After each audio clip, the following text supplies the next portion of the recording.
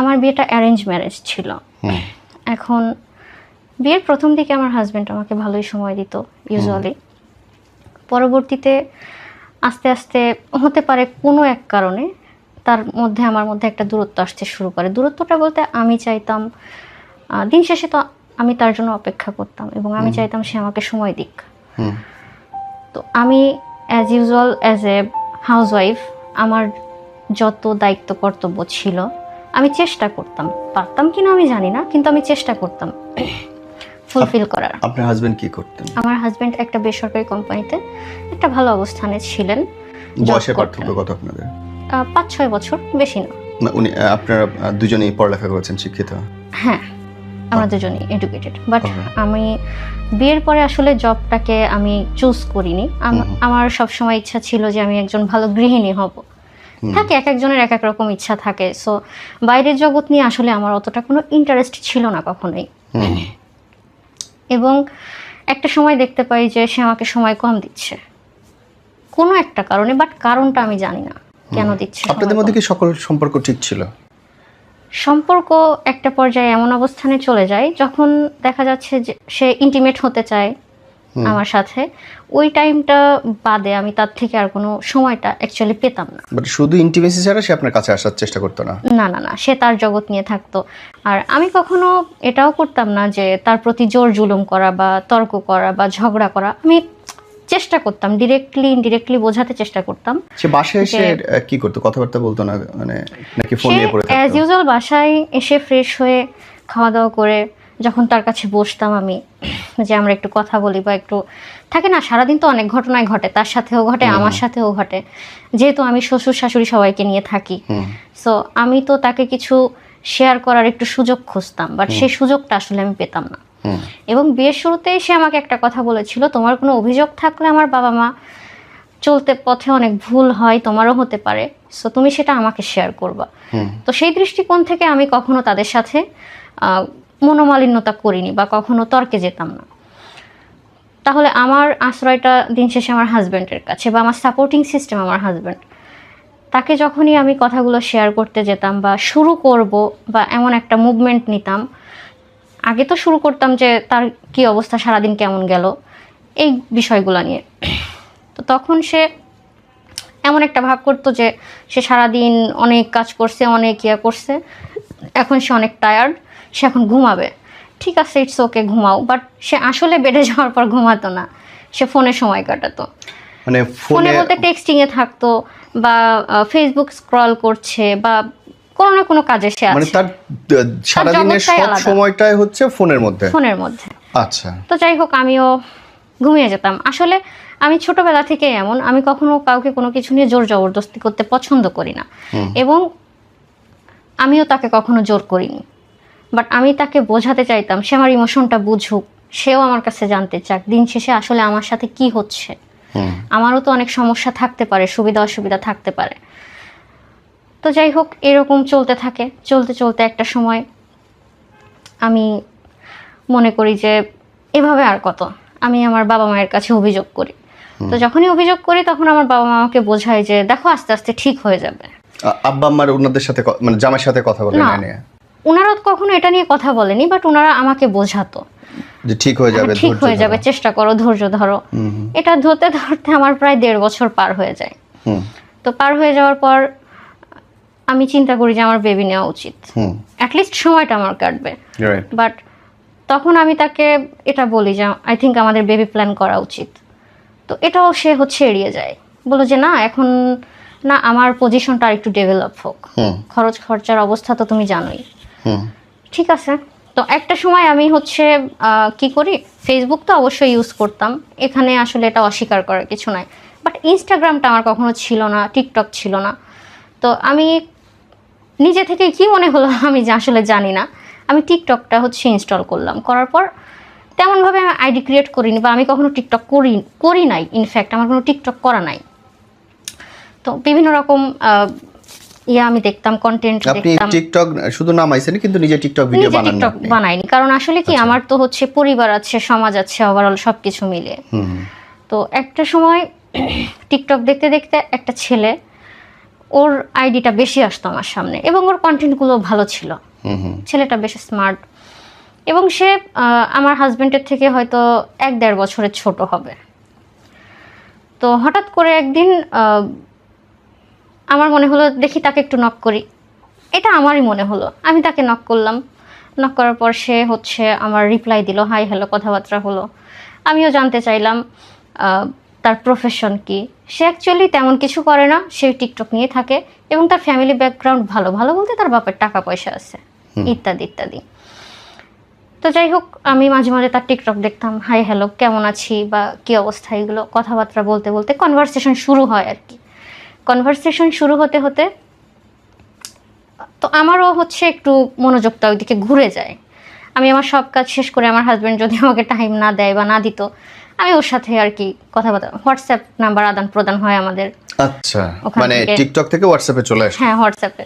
ওকে। তো আমি তখন দেখতাম যে হচ্ছে ওরা বিভিন্ন গেট টুগেদার করে। মানে যে বিভিন্ন সব টিকটকাররা এক হয়ে যে মিলন মেলা টাইপের করে। কিন্তু আমি আসলে এই জগৎ সম্পর্কে এতটা অবগত ছিলাম না, যেহেতু আমি পড়াশোনা করেছি, মধ্যবিত্ত পরিবারের মেয়ে। পরবর্তীতে আমি সংসারে ইনভলভ হয়ে যাই, সো এর বাইরে আসলে আমার কোনো জগৎ ছিল না। তো একদিন সে আমাকে বললো যে আমাদের একটা গেট টুগেদার আছে, তুমি চাইলে আসতে পারো। গাজীপুরের কোনো একটা রিসোর্টে, আমি আসলে নাম বলতে পারবো না, সেখানে আমাকে ইনভাইট করা হয়। তো 20 থেকে 25 জন তারা, ছেলে মেয়ে সব মিলিয়ে। সো আমি মনে করেছি নর্মালি যে আমার হাজবেন্ডের সঙ্গে আমি কয়েকবার গেট টুগেদারে গিয়েছি, তাদের অফিসিয়াল, আমি মনে করেছি হয়তো এরকম কর্পোরেট কোনো কিছু হবে। সো আমি সেখানে যাই। ইনফ্যাক্ট সে কিন্তু কখনো আমাকে এটা বলেনি আমার সাথে প্রেম করো, বা আমিও বলিনি প্রেম করো, জাস্ট এ ফ্রেন্ড, আমার ক্লাসমেটরা যেরকম সেরকম। বাট সে যে ভেতরে ভেতরে এতটা ধুরন্ধর, এটা বুঝতে আমার একটু সময় লেগেছে। আসলে মানুষকে তো তার সাথে না মিশলে, না চললে আসলে বোঝা যায় না, সময়ের সাথে সাথে বোঝা যায়। তো ঠিক আছে, আমি সেখানে যাই, বাট গিয়ে আমি সেখানে খুব অবাক হই। সেখানটা আপনি যে গেলেন, একা একা গেলেন? হ্যাঁ, একা বলতে হচ্ছে আমি আমার এক বান্ধবীর সঙ্গে গিয়েছিলাম। আমি ওকে বলেছিলাম যে আসলে, তো আমি ওকে পুরোটা ডিটেলস বলি যে, আর ওর সাথে আমি আমার কথাগুলো শেয়ারও করতাম, আমার হাজবেন্ডের বিষয়গুলো। ও আমার কলেজ ফ্রেন্ড ছিল। তো বলে যে ঠিক আছে চল যাই, তোরও মন ভালো হবে, দেখে আসি, কারণ সে তো তোর সাথে আর প্রেম করতে চায় না, বা আজে বাজে কোনো ইঙ্গিত তোকে কখনো দেয়নি। তো ঠিক আছে, আমরা সেখানে যাই। যাওয়ার পর মানে ওই জায়গাটা টোটালি ডিফারেন্ট। আমি যেটা ভেবেছিলাম তার উল্টা। উল্টা বলতে,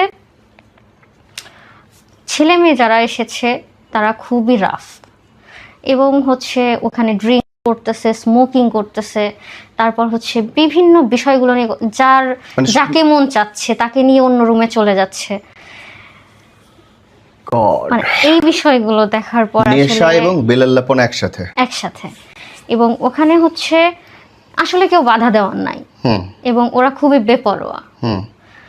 আর আমি জানি না আসলে ওদের গার্ডিয়ান আদৌ আছে কি নাই, এটাও অ্যাকচুয়ালি আমার জানা নাই। তো যাই হোক, আমি কোনো মতে ওখান থেকে শেষ করে আমি বের হয়ে আসি।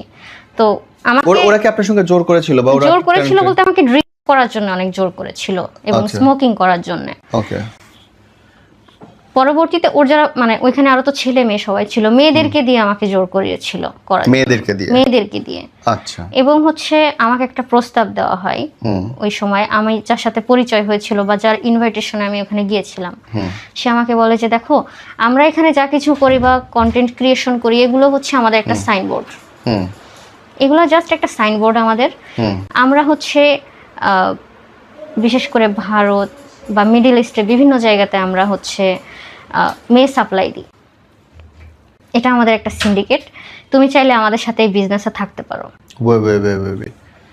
মানে এরা এই যে দুবাইতে যে মেয়েরা পাচার হয়, ইন্ডিয়ায় পাচার হয়, এরা হচ্ছে সেই সার্কেলের অংশ। হ্যাঁ, এরা সেই সার্কেলের অংশ, এবং তারা এটা দাবি করে এই যে টিকটক হাবিজাবি, এটা হচ্ছে তাদের একটা সাইনবোর্ড, এবং এটা থেকে মেয়েরা অ্যাট্রাকশন হয়ে তাদের দিকে আসে, যে তারা সেলিব্রিটি, এত মিলিয়ন ভিউ আছে তাদের, বা এত ফলোয়ার্স আছে, এটাই হচ্ছে তাদের মূল অ্যাট্রাকশন করার যে হাতিয়ার। মানে এই করে আনবে, তারপরে হচ্ছে তাকে দিয়ে ছলে বলে কৌশলে সীমানা পার করে দেবে। হ্যাঁ। তো আমি এটা শুনে আসলে, আপনাকে প্রস্তাব দিল কি এজেন্ট হওয়ার জন্য, যে তুমি মানুষ এনে দাও? হওয়ার জন্য, আমাকে সাপ্লায়ার এজেন্ট হওয়ার জন্য। তো যাই হোক, আমি তো আসলে ওখানে যখন যাই তখন তো তো শুরুটা তো ভালো ছিল, যখন এন্ট্রিটা দেখতেছি সবাই কেউ খাচ্ছে, কেউ কথা বলতেছে, গল্প করতেছে, তো আমি ওদের সাথে কয়েকটা সেলফি তুলি। ওকে, ঠিক আছে, নর্মালি এখন আমরা কি করি, কোথাও গেলে আমরা সেলফি তুলি কারোর সাথে। সো যেহেতু তার এত লাখ ফলোয়ার্স আছে, স্বাভাবিক আমি তার সাথে একটা সেলফি তুলেছি।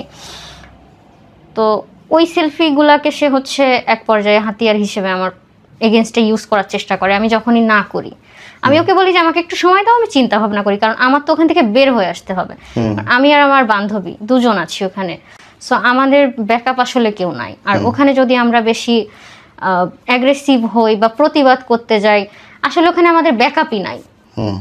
আমাদেরকে যদি জোর জবরদস্তি করে একটা ক্ষতি করতো তারা, আমাদের তো আসলে কিছু করার ছিল না। ওখান থেকে বেঁচে ফিরলেন কেমন তাহলে? আমি হচ্ছে খুব সফটলি ওটা হ্যান্ডেল করি, খুব মাথা ঠান্ডা রেখে, যে দেখো আমাকে একটু সময় দাও, অবশ্যই আমি তোমার সাথে বিজনেস করবো, আমাকে একটু চিন্তা ভাবনা করার সময় দাও। যেহেতু আমারও তো ফ্যামিলি আছে, সব কিছুর বাইরে গিয়ে আমাকে এটা করতে হবে, এবং আমার ফ্যামিলি তো আসলে পশ না বা হাই ক্লাস না, বাট আমি হচ্ছে টাকা ইনকাম করতে চাই, আমি তোমার সঙ্গে থাকবো, এভাবে তাকে আশ্বস্ত করে আমি ওখান থেকে বের হয়ে আসি। আসার পর 2 দিন আমি তার সাথে আর কোনো যোগাযোগ করিনি। পরবর্তীতে সে হচ্ছে বুঝতে পারে যে আমি বিষয়টা নেগেটিভলি নিয়েছি, বা আমি ওখান থেকে বের হয়ে আসতে চাচ্ছি, বা হয়তো যোগাযোগ রাখবো না, এবং আমি মনে মনে নিজের উপর খুব ঘেন্না হচ্ছিল যে আসলে আমি কি করলাম। ছিলাম একটা পর্যায়ে ছিলাম, বাট মানে আমি কোথায় গেলাম আসলে আমি মেনে নিতে পারছিলাম না বিষয়গুলো। তো যাই হোক, পরবর্তীতে সে আমাকে ফোন দেয়, বাট আমি ফোন রেসপন্স করি না, আমি তাকে ব্লক করে দিই, এবং অন্য নাম্বার দিয়ে সে আমাকে ট্রাই করা শুরু করে। পরবর্তীতে সে আমি রেসপন্স করি এবং আমার কাছে ক্ষমা চায়, যে দেখো আসলে সবার জীবনেই তো ভুল ত্রুটি অনেক কিছুই থাকে, আমি হয়তো লাইফে সঠিক ডিরেকশন পাইনি। তো যাই হোক, আমার কাছে মনে হলো তুমি ভালো একটা মেয়ে। আমাকে হচ্ছে ম্যানিপুলেট করা শুরু করে, সে কনভিন্স করা শুরু করে যে আমি ভালো হতে চাই, এই সেই নানান রকম কথাবার্তা সে আমাকে বলা শুরু করে। তো আমিও বোকার মতো কনভিন্স হয়ে যাই, মনে করি যে না, একটা মানুষ যদি ভালো হতে চায় তো কেন নয়। তো সে হচ্ছে আমাকে প্রেমের প্রস্তাব দেয় সরাসরি, যে আমি তোমার সংস্পর্শে থেকে আমি ভালো হতে চাই, তুমি আমাকে সময় দাও। সে কি জানতো যে আপনি বিবাহিত? সে জানতো। ওকে, কিন্তু তার সংসার আছে কি না এগুলো কি আপনি জানতেন? না, এগুলো আমি জানতাম না, এটা আমি পরে বুঝতে পারি। তারপর এটা আমি পরে বুঝতে পারি, শুধু সংসার না, তার বাচ্চা কাচ্চাও আছে।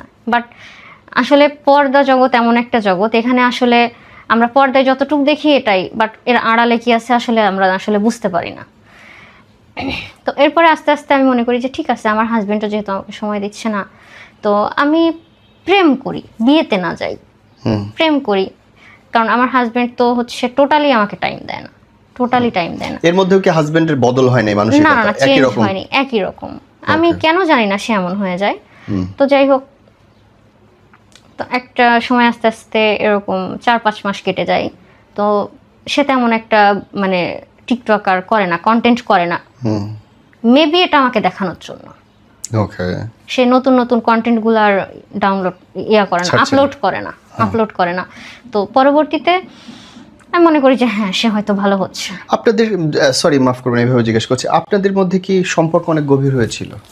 গভীর বলতে আমরা একবার ইন্টিমেট হয়ে গেছিলাম। আসলে ওভারঅল মানুষ তো, তাই না? তো যার প্রতি যে আমাকে টোটাল টাইমটা আমাকে দিচ্ছে, তার ম্যাক্সিমাম 24 ঘন্টার টাইমটা সে আমাকে দিচ্ছে, এবং আমি দেখছি যে না, সে ধীরে ধীরে হচ্ছে ভালোর পথে ফিরে আসছে। বাট এটা আমাকে দেখানো হচ্ছে, সে কি আপনার বাসায় এসেছিল না আপনাকে নিয়ে গিয়েছিল? তার এক ফ্রেন্ডের বাসায় আমরা গিয়েছিলাম। ওকে। তো ওই যে ঘটনাটা গাজীপুরের প্রায় 5 থেকে 6 মাস পরে আমাদের মধ্যে অ্যাকচুয়ালি ইন্টিমেসিটা হয়ে যায় হঠাৎ করে। তো মানুষ তো ভুলের বাইরে না, অবশ্যই সে ভুলের মধ্যে। তো আমি ওই ভুলটাও করে ফেলি, বাট সে যে হচ্ছে আমাকে এজেন্ট করার জন্য এভাবে আমাকে ব্যবহার করবে আমি তো আসলে বুঝতে পারিনি, এবং সে আমার গোপন কিছু ভিডিও ধারণ করে ওই একদিনের ইন্টিমেসিতে। কারণ ওর উদ্দেশ্য ছিল আমাকে ট্র্যাপ করা, এনিহাউ সে আমাকে ট্র্যাপ করবে। যাই হোক, 1 সপ্তাহ পরে, আমাদের ইন্টিমেসির 1 সপ্তাহ পরে সে আমাকে সরাসরি হোয়াটসঅ্যাপে আর কি, নট কলে, মানে সিম কলে, সে হচ্ছে সরাসরি হোয়াটসঅ্যাপে আমাকে ফোন দেয়, দিয়ে বলে যে হয় তুমি এজেন্ট হবা, অথবা তোমার এই ভিডিওগুলো আমি কোথায় কি করতে পারি, সেটা হতে পারে তোমার শ্বশুর বাড়ি হতে পারে তোমার হাজবেন্ড, ইনফ্যাক্ট হচ্ছে ও আমার ফোনের পাসওয়ার্ডও জানতো। আমি একদিন মানে আমরা একদিন একটা রেস্টুরেন্টে বসেছিলাম, তো পাশাপাশি বসেছিলাম, তো আমি একটা টেক্সট করবো আমার হাজব্যান্ডকে, ওই টাইমে আমি আর কি মানে আমার ফিঙ্গারপ্রিন্টটা কাজ করছিল না, তো আমি হচ্ছে প্যাটার্ন দিয়ে ওটা আনলক করি। সো ও হচ্ছে আমার হাজব্যান্ডের নাম্বারটা তখন দেখে নেয় যে আমি হচ্ছে আমার হাজব্যান্ডকে টেক্সট করতেছি এই টাইমটাতে। ও হচ্ছে এবং ইনফ্যাক্ট অত্যন্ত হচ্ছে ব্রেনি, অত্যন্ত ব্রেনি। আসলে ব্রেনই না হলে তো এই ধরনের কাজ করা যায় না, মানুষকে এভাবে অন্ধকারে রাখা যায় না। তো বলে যে তোমার হাজবেন্ডের নাম্বার আমার কাছে আছে, আমি ওখান থেকে নিয়েছি বা আমি দেখেছিলাম, তুমি যদি হচ্ছে আমার প্রস্তাবে রাজি না হও, আমার অনেক টাকার দরকার, আমার লাইফে প্রচুর টাকার দরকার, সো তোমার মাধ্যমে যদি আমি 2টা মেয়ে নিতে পারি আমি অনেক টাকা পাবো। এই ধরনের কথাবার্তাও আর কি আমাকে বলে, হুমকি ধামকি দেয়। তো এটা নিয়ে আসলে আমি খুব ভেঙে পড়ি এবং আমি খোঁজ লাগাতে শুরু করি বলতে ওর আইডিতে তো যেহেতু হোয়াটসঅ্যাপ আমাদের আদান প্রদান হয়েছে, অবশ্যই ফেসবুক আইডি আদান প্রদান হয়েছে, এবং একটা ছেলে দেখতাম ওর প্রত্যেকটা পোস্টে হচ্ছে ওকে অনেক এনকারেজ করতো, অনেক হচ্ছে ওকে করতো, ওর প্রত্যেকটা পোস্টে কমেন্ট করতো ভালো ভালো। তো আমি দেখলাম যে ম্যাক্সিমাম পোস্টগুলোতে এই ছেলেটাও হচ্ছে ওকে করে, সাহস যোগায় বা ভালো ভালো কমেন্ট করে। তো ওই ছেলেকে আমি পার্সোনালি অন্য একটা আইডি দিয়ে নক দিলাম, একটা ফেক আইডি ওপেন করে ওটা থেকে আমি নক দিলাম। নক দেওয়ার পর ওর সম্পর্কে জানার জন্য, আসলে এই হুমকি ধামকিগুলো পাওয়ার পরে যে অ্যাকচুয়ালি ওর লাইফটা কেমন, বা আমি তো আসলে জানি না যে ওর বউ ছেলে মেয়ে আছে কিনা বা ওর বাবা মা কেমন। তো আমি ওর সম্পর্কে একটু খোঁজ খবর নেওয়ার জন্যে আমি যখন ওর ফ্রেন্ডকে হচ্ছে নক দিলাম, হাই হ্যালো কথাবার্তা এই সেই, তখন আমি একটু অন্যভাবে কথা বললাম যে আপনার ফ্রেন্ডকে তো আমার অনেক ভালো লাগে এই সেই, আমি আপনার ফ্রেন্ডের সাথে প্রেম করতে চাই। তখন বলছে আপনি যে প্রেম করবেন, আপনি কি জানেন ওর বউ ছেলে মেয়ে আছে? মানে যাই হোক, আমি এগুলো নিয়ে আসলে আমার বান্ধবী ব্যতীত আমি কারোর সাথে শেয়ার করতে পারিনি। আর ওই টাইমে যদি আমার বান্ধবীর সাথে আমার কোনো কানেক্টিভিটি না থাকতো, আমি হয়তো সঠিক ডিরেকশনটা আসলে পেতাম না, বা কোনো না কোনো কারণে আমি হয়তো তাকে বিয়ে করে ফেলতাম, ফেসে যেতাম, কিছু না কিছু হতো। তো ফাইনালি এই জায়গাটা থেকে আপনি ট্র্যাপ থেকে উঠলেন কেমনে? আচ্ছা, যখন জানতে পারলাম বউ বাচ্চা আছে, আমি আমার বান্ধবীর সাথে শেয়ার করলাম, হুমকি ধামকিগুলোও শেয়ার করলাম যে দেখ এই ব্যাপার, এখন আমি কি করতে পারি ভাই, আমার তো মরা ছাড়া আর কোনো পথ নাই। কারণ এই ভিডিও একবার পাবলিক হয়ে গেলে পাবলিক হওয়া যেমন তেমন, যদি আমার হাজবেন্ডের হাতে একবার পড়ে যায়, এটাই সব থেকে বড় বিষয়। সো আমার সংসার না থাকুক, বাট আমার সম্মানটা থাকুক। বাহ, সুন্দর কথা বলছেন। আমার বাবা মা বা আমার নিজের সমাজের একটা সম্মান আছে, আমার ভাই বোন আছে, তো সবকিছু মিলে আমার বান্ধবী আমাকে অনেক সাহস যোগায় যে দেখ এসব কোনো ব্যাপার না, বাংলাদেশে অনেক আইন আছে যেগুলোতে যারা হচ্ছে এরকম হুমকি ধামকি দেয়, ব্ল্যাকমেইল করে, তাদের জন্য অনেক ভালো ভালো হচ্ছে তুই প্রশাসনিক সাপোর্ট পাবি। সেই ক্ষেত্রে পুলিশ অনেক অ্যাক্টিভ এই জায়গাতে। হ্যাঁ, তোর তথ্যগুলো গোপন রাখা হবে। ইনফ্যাক্ট আগের থেকে অনেক ডেভেলপ হয়েছে সাইবার ক্রাইম, যেটাকে আমরা বলে থাকি সাইবার ক্রাইমে। পরবর্তীতে আমি হচ্ছে ওর এগেনস্টে, ও যখন আমাকে হচ্ছে বিভিন্ন রকম হুমকি ধামকি দিতে শুরু করে, ওইগুলা হচ্ছে আমি অন্য একটা ফোন দিয়ে আমি রেকর্ড করে রাখতাম, যে যদি কাউকে আমার বলতে হয় বা আমি যদি করি, প্রমাণটা যেন অ্যাটলিস্ট থাকে যেখানে আমার কোনো দোষ ছিল না, কারণ আমি তো আসলে কোনো রাস্তা পাচ্ছিলাম না সুইসাইড করা ছাড়া। তো যাই হোক, আমি আমার বান্ধবীর সাথে শেয়ার করার পর ও আমাকে হচ্ছে আমাদের ওখানকারই একটা থানাতে নিয়ে যায়। ওখানকার যিনি হচ্ছে এসআই, তার সঙ্গে আমি কথা বলি, সব কিছু বিস্তারিত বলি। পরবর্তীতে হচ্ছে উনি আমাকে বলে যে হ্যাঁ, আমাদেরকে আরেকটু হেল্প করতে হবে ওকে ধরে দেওয়ার জন্য, আপনি ওকে কফির দাওয়াত দেন, আপনি দেখা করেন, আমরা আশেপাশে থাকবো। ওর নামে আমি একটা জিডি করি, যা যা ওরা প্রসেস বলে আমি সেভাবে সবকিছু করি। করার পর ও আসে এবং ওকে ওখানে ধরে। আসলে এই যে টিকটক, লাইকি, হাবি জাবি, মানে এই জগৎটা যে কি খারাপ। আর বাংলাদেশ থেকে প্রতিনিয়ত এইভাবে ভালো ভালো পরিবারের মেয়েগুলোকে টাকার লোভ দেখিয়ে বাইরে এরা পাচার করে দেয়। আসলে আমার তো টাকার প্রতি কোনো অ্যাট্রাকশন ছিল না, আমার অ্যাট্রাকশন ছিল যে আমার লাইফ পার্টনার আমাকে একটু সময় দিক, বা সে আমার প্রেমিক, আমি হয়তো তাকে বিয়েও করে ফেলতে পারতাম একটা পর্যায়ে গিয়ে, আমি যদি এত কিছু সামনে না আসতো। সো আমার আপনাকে বেঁচেও দিতে পারতো। হ্যাঁ, নিঃসন্দেহে সেল করে দিতে পারতো। হ্যাঁ, সুতরাং টাকার প্রতি আসলে আমার অ্যাট্রাকশন ছিল না, তাই আমি এই অবস্থানে চলে গেছি। বাট যাদের টাকার প্রতি অ্যাট্রাকশন আছে, যেসব মেয়েদের, ভালো ভালো পরিবারের মেয়েদের, তারা আসলে কোন পর্যন্ত যেতে পারে তাদের লাইফটা। এবং এই যে টিকটকের যে কন্টেন্ট ক্রিয়েশন, এরা সম্পূর্ণ একটা চক্র। এরা এদের এই কন্টেন্ট ক্রিয়েশন ক্যারিয়ারকে সাইনবোর্ড করে এর আড়ালে অনেক ইলিগাল কাজ করে। দুবাই সহ ভারত এবং মিডল ইস্টের যত বিভিন্ন দেশে কান্ট্রিগুলো তো আছে, বাংলাদেশের মেয়েদেরকে দেখতে পাওয়া যায়, ইয়াং মেয়েদেরকে সব নাচের ক্লাবে, মদের ক্লাবে বিক্রি করে করে দিয়ে আসে এখান থেকে সো নিয়ে যায়। আল্লাহর অশেষ রহমত, আমি হচ্ছে ওখান থেকে বেঁচে ফিরে আসতে পারছি। বাট সবার তো আসলে লাকটা ফেভার করে না, রাইট। সুতরাং আমাদের সচেতন থাকা উচিত এসব বিষয়ে। যারা দেখতেছে যেসব বোনেরা, তাদের জন্য যদি কিছু বলেন। তাদের জন্য আমার নিজের ব্যক্তিগত অভিজ্ঞতা থেকে একটা কথাই বলার আছে, ভাই যাই করো কোনো কিছুর প্রতি লোভ আসা যাবে না। আমার লোভটা কিসের প্রতি ছিল, যে আমার পার্টনার আমাকে সময় দিক বা ভালো সময় কাটায় বা একটু রোম্যান্টিক হোক, এই জিনিসগুলোর প্রতি আমার লোভ ছিল। সো এই লোভের ফাঁদে পড়ে কিন্তু আমি একটা পর্যায়ে আমার লাইফটা শেষ হতে হতে আমি বেঁচে আসছি। সো সবার যে এই লোভটা থাকবে এটা কথা না, অনেকের টাকার লোভ থাকে, ক্যারিয়ারের লোভ থাকে ইনফ্যাক্ট। সো লোভে পড়া যাবে না, লোভে পড়া যাবে না। যার যার অবস্থান থেকে আলহামদুলিল্লাহ শুকরিয়া আদায় করতে হবে এবং ফেয়ারলি স্ট্রাগল করতে হবে।